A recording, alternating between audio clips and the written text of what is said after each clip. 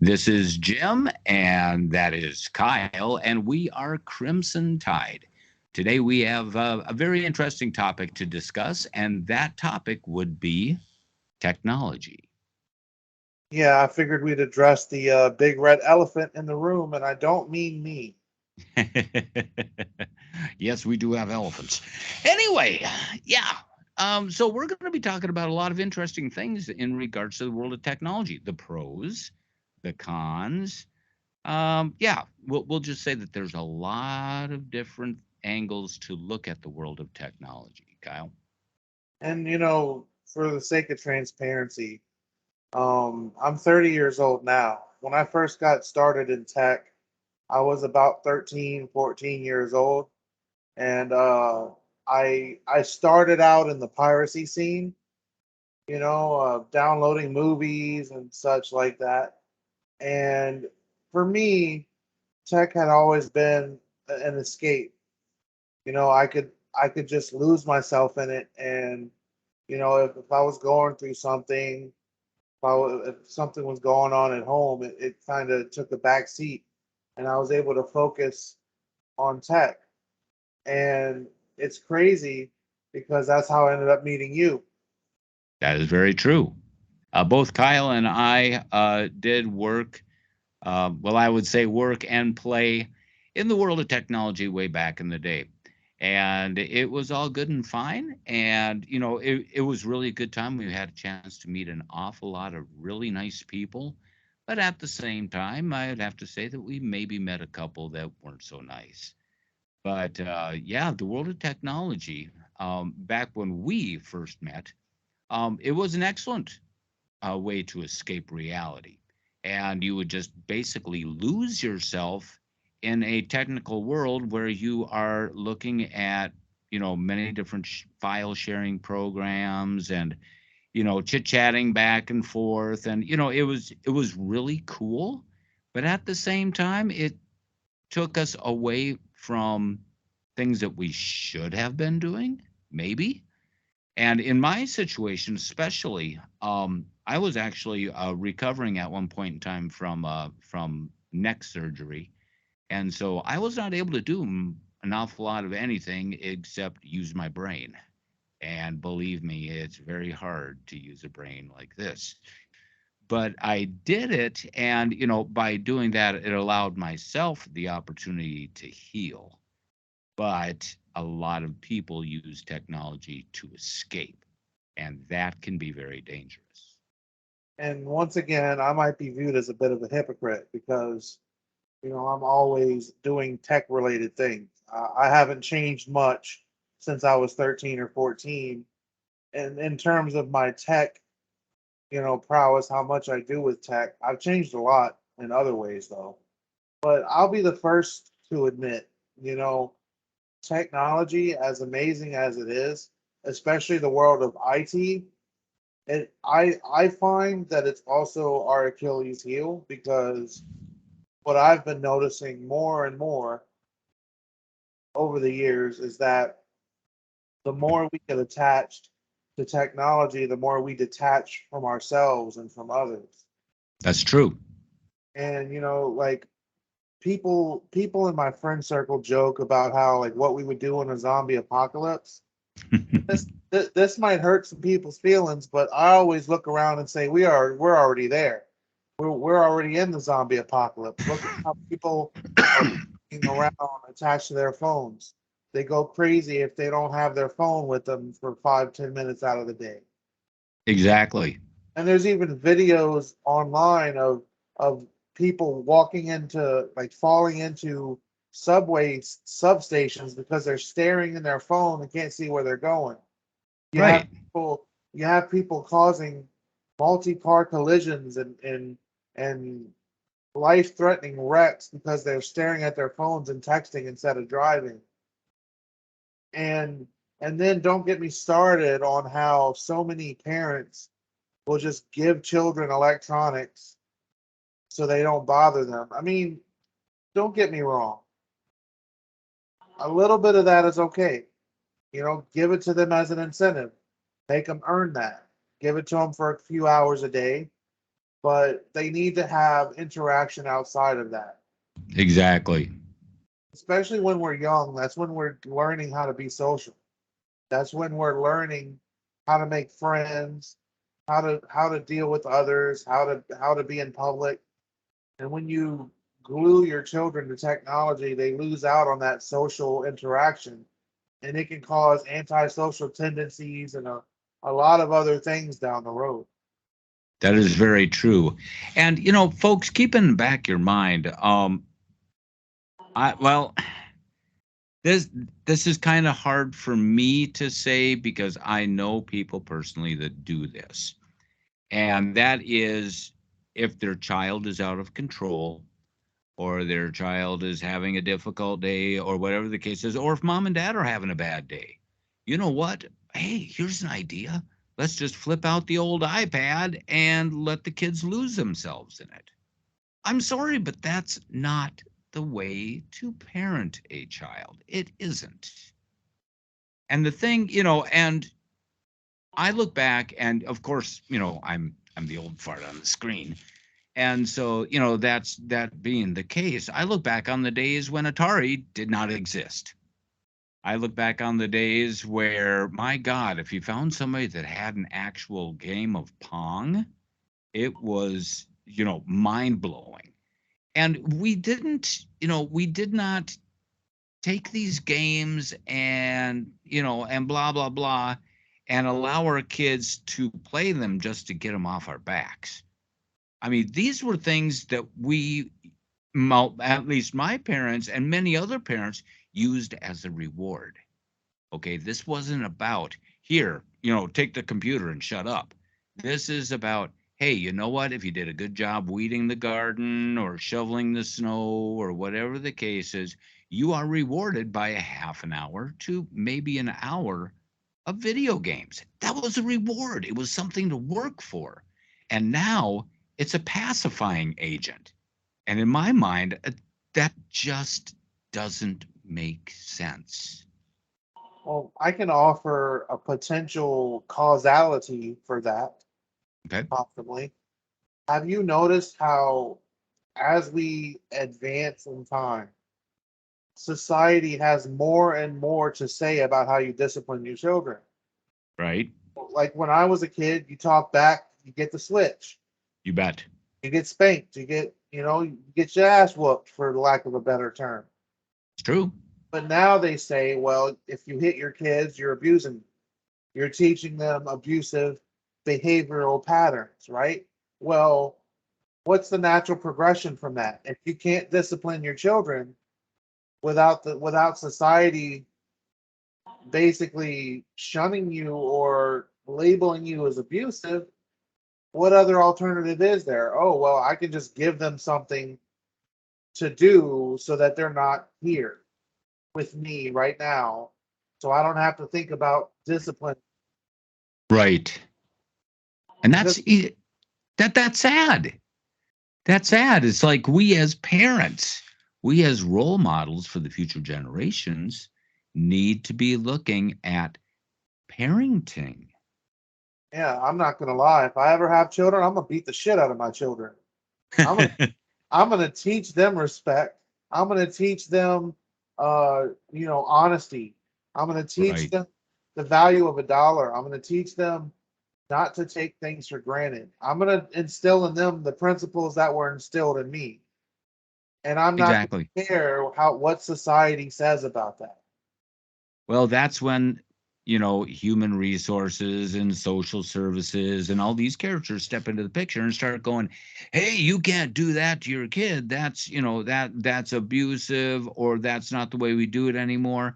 I'm sorry, but there was a time when a willow switch got my attention much more than being put in timeout. Yeah, I mean, I obviously didn't mean that I would literally beat the shit out of my kids. Right? I'm that was just my facetious way of saying that I'm not going to shy away from disciplining them when they need to be disciplined. Right. Because look at, you know, allow me to digress for a moment here. Uh-oh. I know we're discussing tech and its role in this, but I feel like this needs to be mentioned also. You know, look at how children are growing up to turn out. They're becoming entitled. They think that everything in the world should be handed to them on a Right. silver platter. They don't want to work for anything. And tech has a role in that too, because they'll go on TikTok and they'll complain about how their boss gave them whatever tasks to do and they don't want to do them, so they quit. It's a multifaceted issue because it's causing children to grow up to be entitled, narcissistic adults who just perpetuate those negative cycles onto their kids. That's true. But the question is, how do we stop this? Okay. I mean, we're here now. And we know that technology today is going to look pathetic in another 20 years. We know that it's going to happen. This is the evolution of technology. So the question is now, how do we step away from technology and get back to some of the good old values that we had years and years ago? Go outside, play catch, have a picnic. Yes, exactly. And Kyle and I were talking about this earlier. And the thing is that, when I was growing up, um, I I'll be honest, I used to have BB gun wars with one of my friends. And I mean, we would have a loaded up BB gun and we would be carrying around galvanized garbage can lids, and we would use those as shields. And so we're running around, we're shooting each other with BB guns, we're deflecting it with these shields, and it was, was it smart? No, it wasn't smart. But guess what? We were not sitting on our butts playing a Nintendo or an Atari and, making our number one goal in life the high score. Yeah, see, you're talking of a sweet time in which kids just did stupid shit. Yes, And honestly, kids need to do stupid shit. I agree. That's how they learn. I mean, you know what? That's fine. Fantastic. I know a kid that's like 10 years old and he can probably key 80 words a minute, 90 words a minute without batting an eye. That's a great accomplishment. Way to go. One little problem. When the power goes out and now suddenly you get a chance to see the real world for what it is, and you look around and go, now what? Well, guess what? It's time to build a fort. It's time to grab a hammer and some nails and have a party. But will you know how to do that? Well, I don't know. How do I turn on a hammer? See, our version of doing stupid shit was we would have firework wars. We'd put on multiple layers of sweaters and other clothing, and we would go outside with Roman candles and bottle rockets and shoot them at each other. And then we would take the mattresses off our bed and we'd put them in the middle of the living room and have WWE Royal Rumbles and throwing each other. Yeah, exactly. And now we sit back and it's like, hey, what's a great bonding experience? I know I'll slap on my headset, we'll fire up a World of Warcraft or something else along that line, and we will bond as brothers on the battlefield shooting imaginary dragons. Great. Now, hold on now. Oh, I overstepped. Let's not demonize tech too much because I have seen instances where it can be a good bonding experience when it's kept in check. True. For example, I have friends, like I have a buddy named Josh who I haven't seen since I was a child, and we Yep. were we were best of friends when we were kids. And he's grown up, he moved away, and our only way of bonding and having fun is to jump on the video game and go shoot up some people online. And you know I don't see tech as an entirely bad thing. Right. Maybe I'm a little bit biased because of how much tech related things I do, but I'm not going to sit here and say that tech is the devil. What I Right. what I will say though is that parents need to mitigate kids being completely 100% attached to it. Right. Like make your kids go outside, play some catch, ride a bicycle, go hit some shit with a stick. You know, Exactly. like do some of that foolish crap we used to do when we were kids because guess what? That builds character. You bet it does. You bet it does. And as you're mentioning that, beating things with sticks and stuff like that, I remember, learning how to cut a whistle out of a reed up at my grandfather's place when I was like 5 or 6 years old. We had jackknives. We could use jackknives. We could cut things with them, not each other. Learn a lesson, people. But we could cut and carve, and I carved a whistle. And the problem is, you had to keep the whistle wet because it was made out of reeds. And if the reeds had a chance to dry out, they would crack and the whistle wouldn't work anymore. And so we would carve these whistles, my grandfather and we would run around and we'd hoot and turt and eat and eat. And it was all fun and it was all innocent. But you know what? To this day, I promise you, if I go out into the woods and I find a patch of reeds like I did way back in the good old days, I could still carve a whistle that would work. And that is what I wish upon all the future generations to have that ability. Not just what am I going to find on the computer today? It's let's see what happens if we go out, carve on this reed, and suddenly you make a whistle out of it. What happens if I grab this board and I can grab a hammer and a bunch of nails and I build a fort? What happens if I shoot at my best friend with a BB gun and he's able to deflect it with a garbage can lid? Things like that. That is what I wish for today's youth as they move forward. And I remember me and my buddy used to throw grapefruits at each other. Oh, there you go. There you go. I mean, that's just classic example. It's that kind of stuff that the kids of today still need in their lives. They still need that exploration. They still need that moment of discovery, not Let something me that comes ask up you on a this, Jim. computer. What? Let me ask you this, Jim. See, Sure.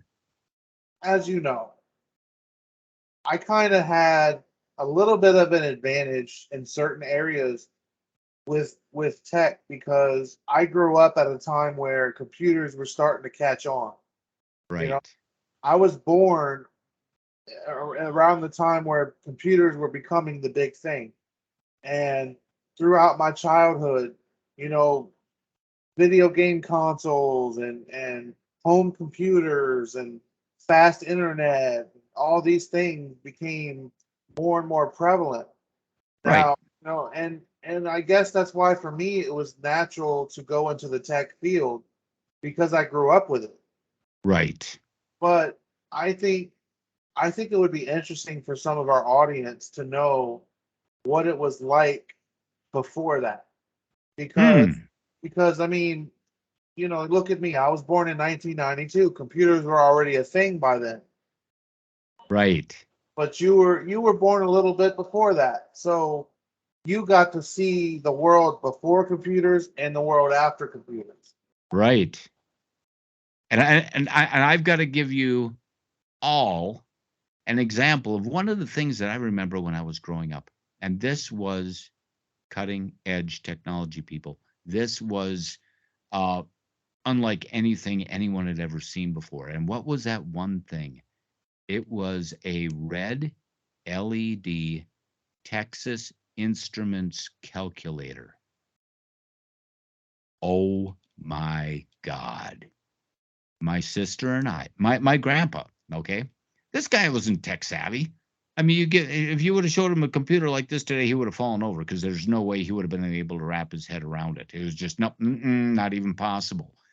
But the thing that was interesting is that little LED calculator, all it did is add, subtract, multiply, divide, blah, blah, blah. My sister and I had never seen a calculator before. And we grabbed that little red LED calculator and we learned how to, you know, type in different numbers on it, and then you flip the screen upside down, and it says Shell Oil. Oh my God. That was absolutely amazing. And so we'd see what other words we could spell with the numbers, and we'd flip it over and we'd try to figure it out. And it was like, oh, this is so cool. We burned through so many of my grandpa's batteries. This man, I swear to God, had to buy them in bulk at the local hardware store. And in a town with a population of about 300 people, guess what? The only hub of activity in that town was the hardware store or, of course, the liquor store. But I mean, that was cutting edge. It was mind blowing. And as I grew up, and as tech became more and more prevalent over the years, I'm watching all of this stuff change. I remember Atari. I remember playing Dig Dug, Frogger. Oh my God. I mean, I remember when all of that stuff came in. I remember the first round of Pong. Good old ping pong on a computer screen. Beep, beep, beep, beep, beep, beep. It was awesome. And, and it was all great and wonderful. But at the same time, my parents looked at me and said, this is all wonderful. However, we've got other things to do. So let's take care of this. Let's do the weeding in the garden. Let's, do the lawn mowing. Let's do the hedge trimming. Let's do things like that. But after you're done with those, then you earn the right to play some games. It was not until I was, oh my gosh, 15, 16 years old before I ever had a computer in my house that I could play a game on. My parents did not allow video games in their home. And so all my friends are having fun, and here I am. And so, you know what? That was back in the day. But finally, when I actually had my own little computer all by myself, I programmed it and I did all the amazing things with it. The thing was tinier than a little desktop, a little laptop computer now. The thing was itty bitty. It was a Timex Sinclair 1000. And you could get, expansion packs. And the expansion packs were amazing.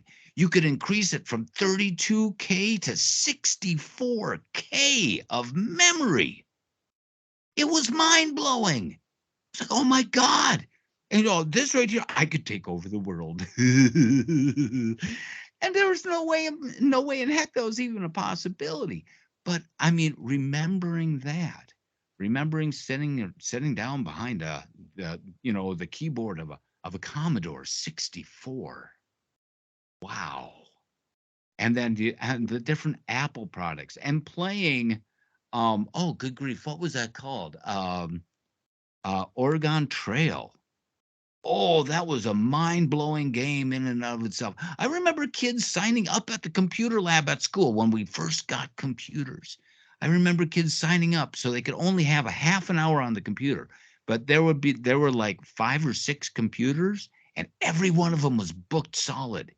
And you had to sign up like a week ahead of time, maybe 2 weeks ahead of time, to go in and work on the computer and of course play some games.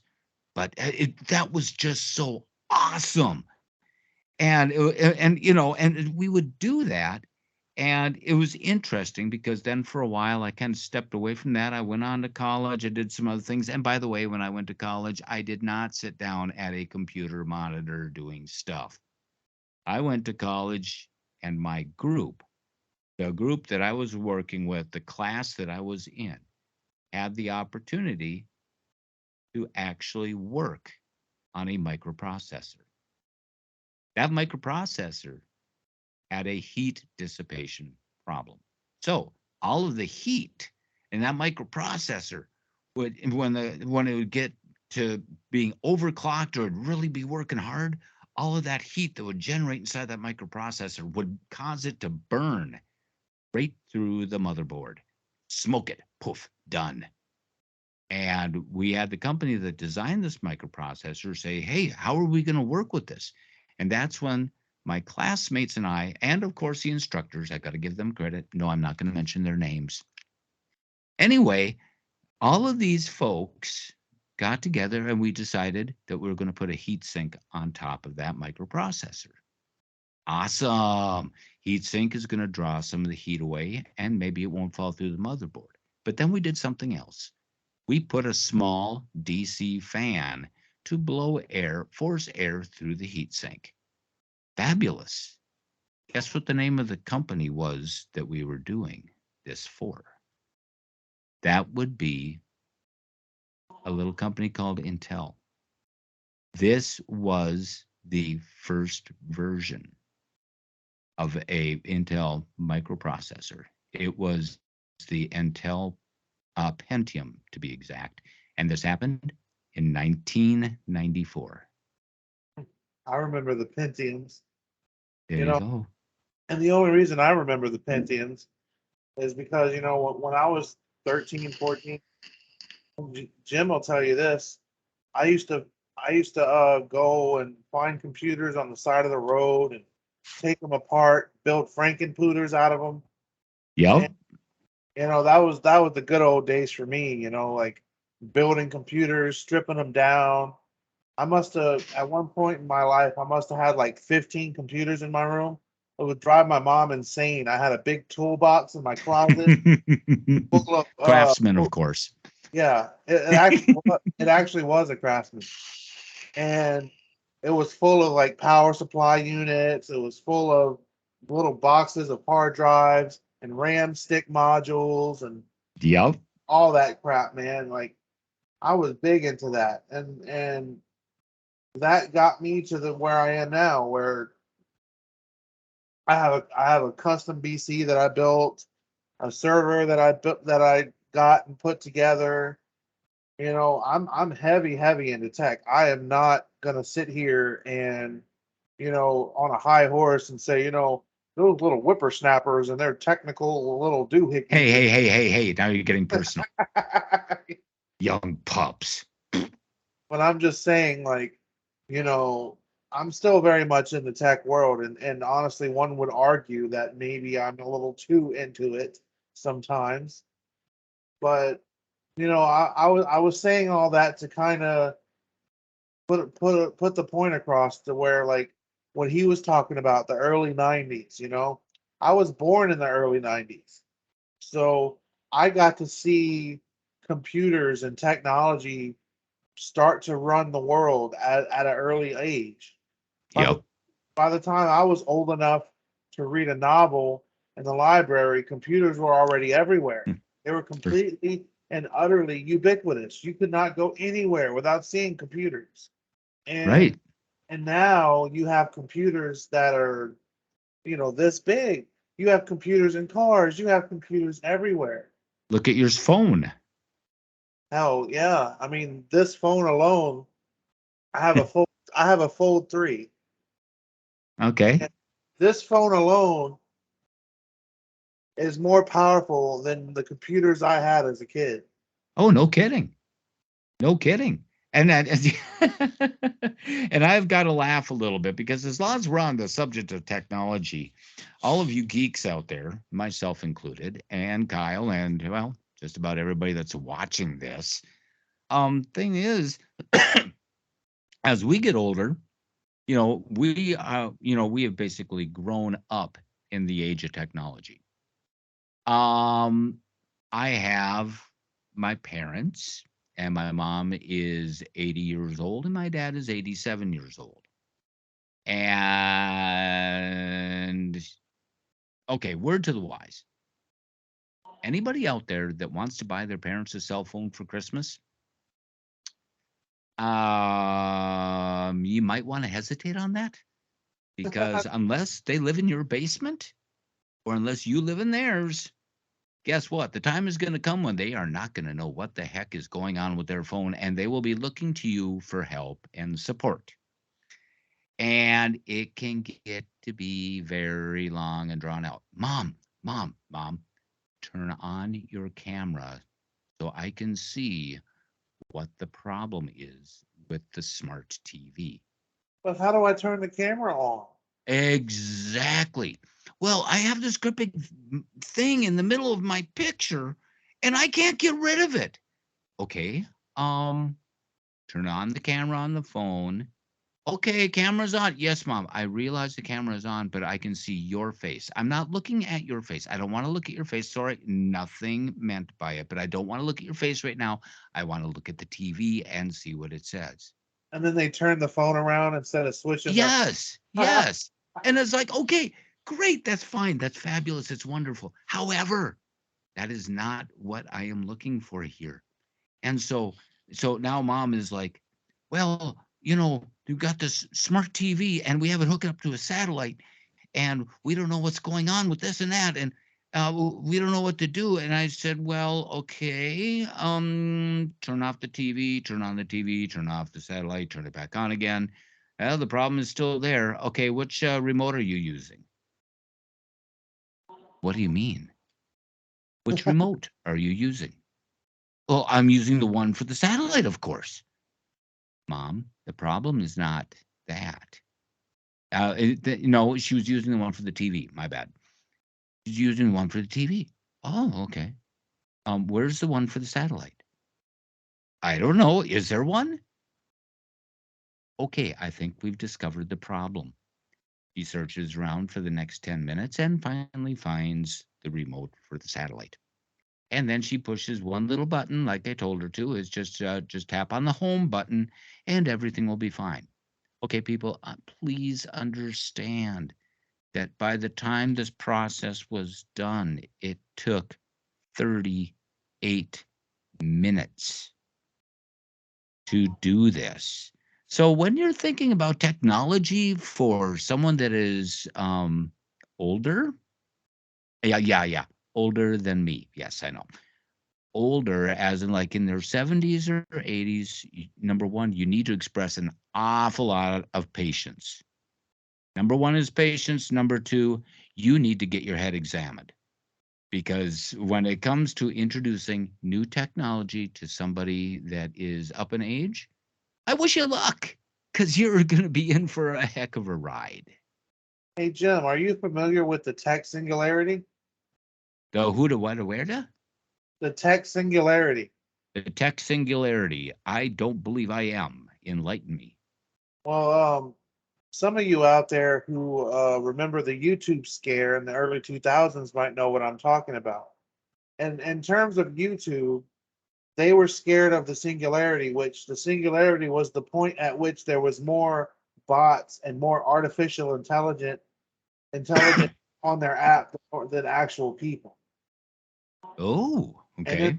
and in the form of, you broaden that a bit, and the tech singularity is the point at which artificial intelligence and technology becomes more advanced than the people that are creating it. Okay. And then if you follow that topic on down, the first thing you're going to think of, oh God, Skynet. Well, But that's a real concern that people like me have. Like, what happens when the tech singularity comes? Has it already come? right. You know, That's because and it is concerning because right now with the way that technology is continuously advancing, and I mean, believe me, I understand because I work in a extreme tech environment right now. And it's scary because it's like, well, this is where we're at now, where the computer is able to read and understand what we're saying and actually start predicting things down the road for us. Guess what? Yeah, there's your artificial intelligence. did you hear about what happened with those two Google bots that they made that were talking to each other? They became dumber. They had to shut them down because they invented their own language. Oh, splendid. And that's scary. I mean, sure, that was at Google. That's all good and fine. But how about the undiscovered geniuses out there that are actually able to do that same kind of thing? Well, what a lot of people don't realize is every time you make a Google search, you're making the AI smarter. Exactly. And And you're teaching that's it how to go out and find information quicker and quicker. And you're teaching it what information is relevant to what you're searching. exactly. And that's, and of course, that is once again concerning. It's like, holy cow. I mean, I remember back in the day when if you wanted information, you wanted knowledge, you went to the library, you whipped out a book, you started reading up on this stuff. Nobody else was going to tap that information from you. Yeah, That like was in your own noggin. Britannicas. Yes. Oh my God. I remember the encyclopedia salesman coming around. Your children deserve to have a good education and a good solid background when it comes to knowledge. Okay. And of course, mom and dad being exceptionally brilliant. Yeah, we'll buy that $800 set of encyclopedias. I probably paged through them like maybe once. And that's probably, like the first, issue. Yeah. And, and now it's given to us. We don't have to search for it. We just jump on board and say, hey, Google. And boom. Yes, I had to look over at my phone because if my phone hears me say, hey, Google, guess what? And see, I'm a little bit of a rarity in that sense because, you know, I still like to read. I still like to read to learn things. So Right. like, say I'm doing a tech project and it's new territory for me. I have no problem reading articles and blog posts that people wrote who did the same thing I did. I mean, Exactly. that's how I like to learn because, apart from visual learning, like with a YouTube video or something of that nature, there's still a lot of there's still a lot of value in reading. I And agree. you know, I mean, you're talking to someone who used to read the dictionary for fun. You know, Ugh. I'm not exactly a normal kid in that sense, but I'm gonna put it to you like this: we're getting further and further away from that type of learning, and Right. so you have kids that are. I think it might even be contributing to the fact that kids are having trouble concentrating on what they're reading. They're having trouble with reading comprehension, and I blame that mostly on the fact that we don't do as much reading in the home as we used to. Oh, and I have to expand on that a little bit too, just because, well, once again, I am the old fart. I remember when I was a kid, sitting around on extremely cold winter nights, and believe me, where I'm from, those nights would get cold. We're talking 60, 70 degrees below zero actual air temp. That ain't wind chill, people. That's the real deal. And so she is chilly. Yeah, and of course to this day I'm still addicted to flannel. Let it go. But anyway, that the thing is that I remember on some of those cold winter nights, my dad and mom and my sister and I sitting around, and dad would start uh, reading miscellaneous books. And he would read them out loud. And I mean, one of them was, I believe the guy's name was Shane Gray. I think that's right. And it was a book called White Fang. And what dad would do is we would all gather around and dad would read out of the book and he'd read one chapter at a time. And if we kids really behaved, we might be able to convince them to read two chapters. But what was so cool about reading a book in comparison to looking at a computer monitor is that there was absolutely no limitation to your imagination. There was no limit to, well, how big was this white fang? How big was this, nasty guy that wanted to beat the dog up and, all this other stuff? And, you could imagine everything. And the sky was the limit. You were not in any way, shape, or form restricted to something the size of a computer screen. Your imagination goes on forever and the picture is endless. That is something that the kids need. See, I remember in school, I mean, some schools still do this, especially down here, but I remember when we used to read novels as a class, like Right. books like To Kill a Mockingbird and The Giver and The Outsiders. Yes. And I remember when I was in elementary school, we read the Chronicles of Narnia, Yep. and And then, of course, I got into the series. And I ended up reading all the other books in the series. And, Yep. it's stuff like that that got me into reading. And, I do audio books now mostly, but that's because, some of my medical issues kind of make it hard for me to comprehend what I'm reading sometimes. But, when I was a kid, it was nothing for me to read a novel in a week or two. Right. Like I went through the entire Stephen King section in my library, and then I started on the Michael Crichton, reading the Jurassic Park books, reading books like Prey and things like that. And I feel like we've kind of strayed away from that. Well, we have for sure. Like, if I ever have kids, I want to have a relationship with them where we can read books together. That'd be excellent.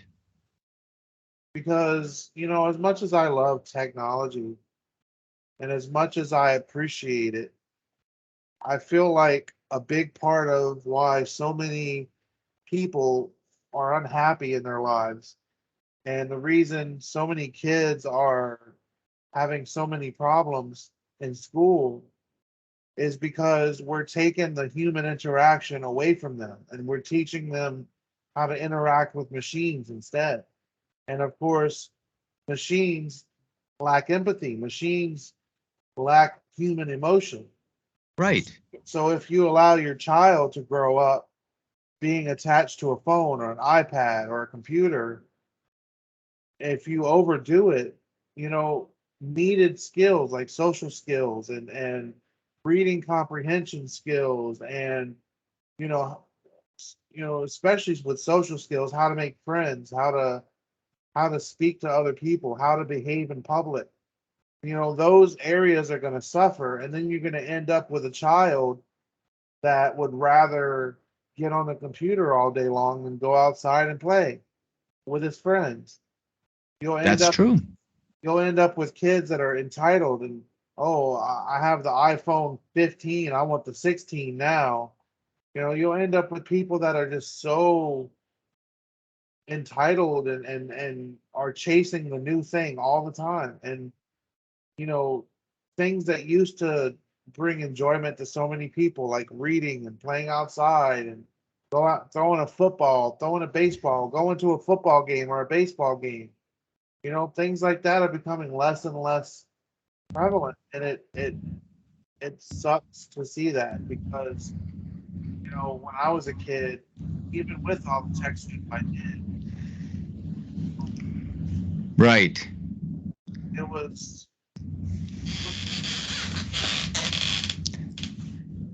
Your audio seems to be cutting out a little bit, Kyle. If you want to adjust your microphone just a tiny bit, I think that might help out. oh, that was a weird noise going on. That might have been what it was. Okay. Because, yeah, your microphone just kind of went, well, there's your technology. Right? Yeah, I was hearing this weird, like, oh, noise in my head earphones for some reason. Yeah, interesting. But yeah, you're 100% correct. I mean, I remember, there was a time when I basically wanted a computer when I was, growing up. And finally, I ended up pretty much like you building one. That's how we ended up, that's how we started out. And now here I am. I mean, Kyle's got a great big computer and he has got servers and he's got all kinds of fantastic stuff. And here I am. I'm on a laptop. That's right. Laptop with a boom mic. And you know what? It's working just fine.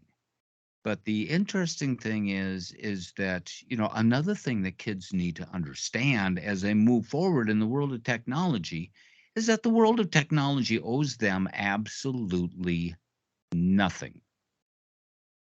The thing is that the kids need to go after Technology isn't something that should just be given to you because you're part of the techie generation. Technology is still something that needs to be earned. By earning the technology and earning all these different things like, oh, look, a $5 million cell phone. No, Instead of that, what I think is one more thing that the upcoming generation needs to understand is that anything that they have is worth working for. You need to earn those things. You earn your right to play video games. You earn the money to buy your TV. It's not given to you. If it's given to you, yeah, you're right. You're an entitled brat. But if you work for it and you do these things in order to get to where you're at in the world of technology, you're going to be better off. That's called a life lesson. That's just that is the way it should be. And that brings us to the overarching theme of this episode: tech. Is it friend or is it foe? And personally, I think it can be both. Hark, my pooch has once again announced her presence. Yes, it can be both. But the problem is that we need to be the ones to choose which it is. Exactly. And that's not easy to do in today's day and age. It's not. For Yeah. me, yeah, you're right. Tech is a friend. Hey, I'm able to sit here and chit chat with all you wonderful folks over a computer. Fabulous. But at the same time, I'd much sooner sit down at a table with a cup of coffee and do the same thing we're doing right now. There's the difference. I crave that human interaction. And yes, you can get an element of it by staring at your computer screen, but it's still not the same. Have I ever been able to give Kyle a handshake? No. I've known him for half his life. I've never shook his hand. I've never tugged on his beard and said, "Nice puppy." I've never done anything like that. And the thing is that by doing what we are doing today with the area of technology, we're taking ourselves away from that kind of physical contact, that kind of physical relationship, that physical interaction.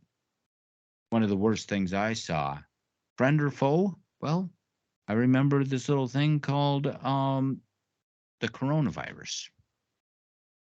I remember all these kids that were learning from home. I remember everybody doing remote learning and this and that.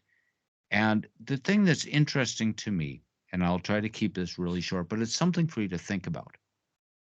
The grade point averages of the kids stayed the same, pretty much. However, their knowledge level and their ability to interact with other people, that element dropped significantly. They no longer had that bonding element with their teacher because they didn't like what the teacher was saying. Guess what? They just shut their computer and walk away. Oh, I had to go to the bathroom. That's not it. When they're in person and you are having that personal exchange, that's one of the most important things in life. Yeah, because I mean, without that personal relationship with your teacher, all you really have is just the person that's standing there teaching you how to memorize things. Exactly. And of course, if you're sitting there being like, "Well, I could be doing this and this with my time," you're not going to be paying attention. Exactly. And I mean, I could personally right now minimize the screen that I'm on.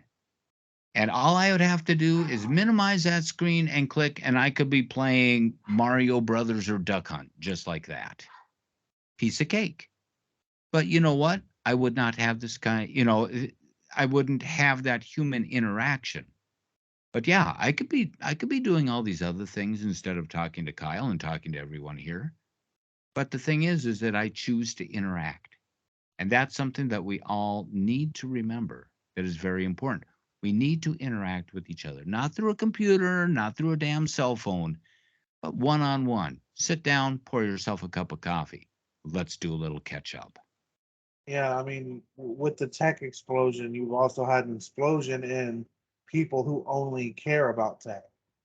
And Yes, tech is only going to get more and more advanced from here. So if we want to get ahead of this, we have to get ahead of it now. right. We can't wait until tomorrow. We really can't. Well, okay, we can wait till tomorrow, but can we wait till next week? No. Next month? No. Next year, it's going to be too late. All of the future, well, back in the day, we called them couch potatoes. Everybody that was just sitting around playing on the computer and, and playing their games and stuff like that. Um, they were no longer physically fit. I'd love to take some of the younger folks out there that are actually watching this and say, "Hey, let's go out and chop wood." Well, which end of the axe do I use? Well, there you go. But I'm just saying that, for an example, these things that I learned when I was growing up are things that you should learn as well, not so much to give yourself big, strong muscles, but to help build up your personal and your self esteem. Kyle is kind of sitting there going, yeah, I guess that makes sense. And I'll go ahead and wrap it up with this this way that it kind of comes full circle and ties into the other two episodes we've had. Technology is just like anything else. It can be abused or used responsibly. Right. And and when it comes to kids, it's all about how you use technology. Because if you abuse it, your kids will abuse it. Exactly. And They if your still kid, follow your example. and if your kids abuse it, they abuse it at their own detriment. Exactly. So everybody out there, keep that in mind. Keep that in mind as we're moving forward in our day-to-day lives that, you know what? Are we really helping or are we hurting? Only time will tell that, my friend. I agree with you 100%. Ladies and gentlemen, thank you once again for tuning in to another episode of Crimson Tide. I am Jem, and this is Kyle. I'm pointing. Yeah, that's Kyle. Yep. And The we are big the Crimson big Tide. ginger druid himself. There you go. The man that is wearing a flannel robe. Just saying. Yeah. Swag. All right, everybody. You take care. You have a fantastic week, and we'll be talking to you again next week, same time, same place, right here on Crimson Tide. Have a good night.